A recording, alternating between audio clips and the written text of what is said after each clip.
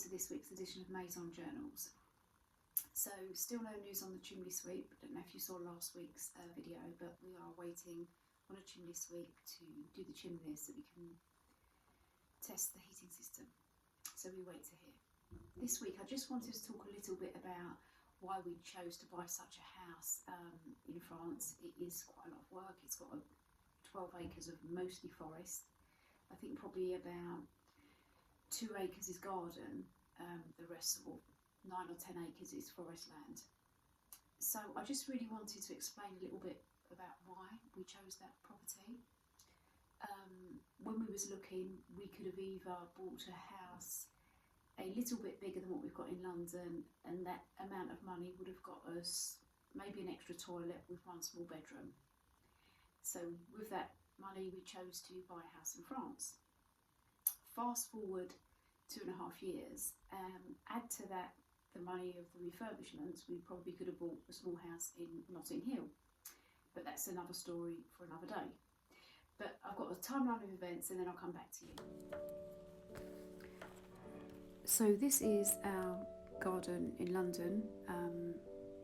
Very small garden, small and compact. This is in the summer. This is a summer house at the back. And just over to the left, there's a doorway, not the main door, just over to the left. And it takes you straight into Walthamstow Forest.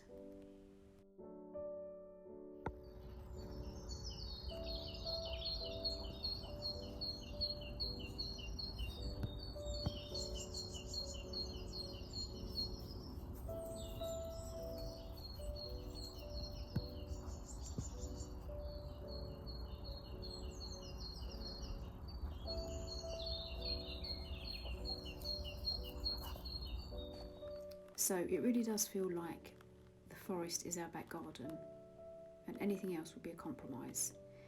And the compromise is this is adjacent to the A406 motorway. And I had been living here for 15 years and the traffic's just got more and more and more louder. We can hear it in the garden, there's more flats being built. And sometimes it's really hard to believe. The forest really is beautiful, but just beyond that, just a few hundred feet, is the A406. So that's why we decided to look in France. So we wanted somewhere as lovely as we've got, but a bit more quieter. So we'll go over to France now.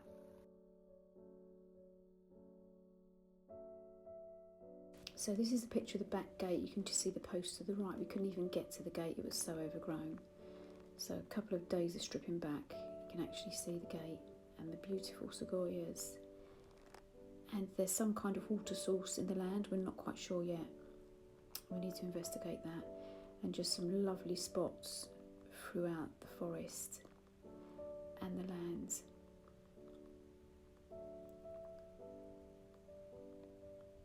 And this is a small water area, which, as I said, we will look into that and clear that all out and make it a feature. And then we move on to the woods. Taking a walk in the local forest is one thing, but actually owning a forest is a completely different thing altogether. I felt a real overwhelming responsibility to get the forest to a level of kind of maintaining it, because no work had been done for a really long time. I didn't have the knowledge to understand the system, so a few tree surgeons came to the house. I wanted to get their view on it, how to actually tackle this. It was going to be very expensive. What was really reassuring, not one of the tree surgeons would take a tree down simply because I didn't like it. Not that that was the case, but they would only take a tree down if it benefits the environment, or if it's a danger to a building or to people. So that was hugely reassuring. Anyway, we finally found a tree surgeon, that we had a plan. We've got a forest with pine trees, and I'm told that they was planted to harvest many years ago, but they was planted too close together, which was not allowing any light whatsoever into the forest, really minimal light. It was really damp, nothing was growing. So what we decided to do along with the tree surgeon is to, some of those trees could be taken down because it would benefit the environment, not because we didn't like them, it had to benefit the environment. So some of the trees in the pine forest could be taken down to enable some light to come in, and those trees could be sold on for wood, which we did do, and it's absolutely the right thing to do. But in exchange for tree surgery work, so the pines, some of the pines came down, and then the surgeon was then able to take down the trees that were either completely dead or a danger to the building. There were some really big trees very close to the house, so that kind of worked out really, really well, and that has been done now. So we've got a timeline of events. There was a few surprises as well in the forest.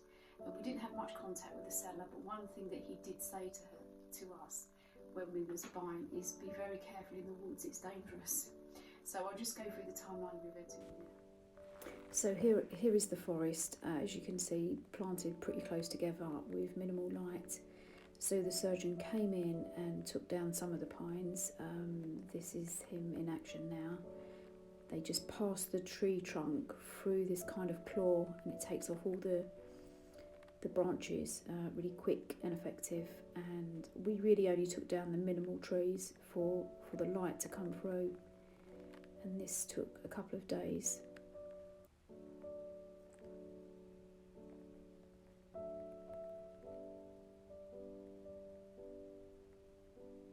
And this is the wood that enabled us to get the tree surgery work done. And here you can see really close to the roof the trees. We've taken them down now, which enable light for the sequoias.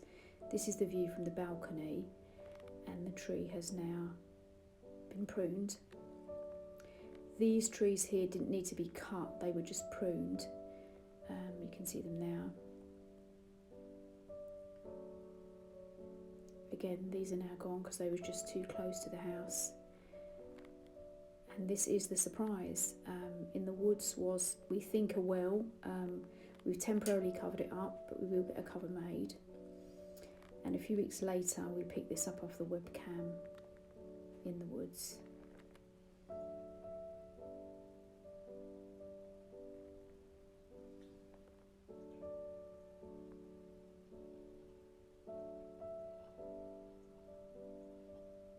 Thank you for watching, and I hope you've enjoyed.